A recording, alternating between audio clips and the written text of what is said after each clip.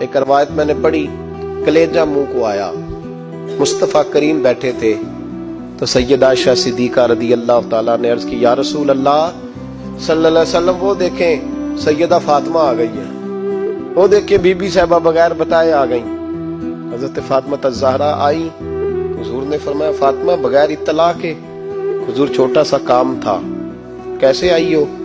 تو be be صاحبہ نے نا، عورتوں کا پلو ہوتا ہے نا چادر کا، پلو کھولا تو ایک روٹی بندھی ہوئی تھی، ایک روٹی چادر میں، یہاں لوگ زیور باندھتے ہیں، دولت باندھتے ہیں، ایک روٹی حضرت فاطمہ نے پلو میں باندھی، کھول کے پیش کی، کہا بیٹے یہ کیا ہے؟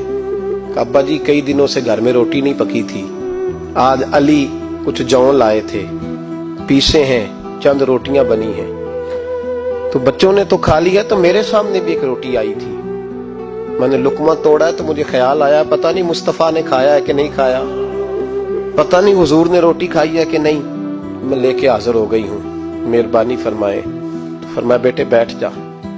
حضرت فاطمہ بھی بیٹھ گئی، سیدہ عائشہ کہتی ہیں حضور بھی بیٹھ گئے۔ فرمایا فاطمہ کتنے دنوں سے نہیں کھایا؟ عرض کی حضور 3 دن سے۔ فرمایا بیٹے میں نے 5 دن سے نہیں کھایا، آ جا۔ دونوں باپ بیٹی مل کے کھاتے ہیں، روٹی 2 حصوں میں حضور نے بانٹی، فرمایا چلا جی تو کھا، آدھی میں کھاتا ہوں۔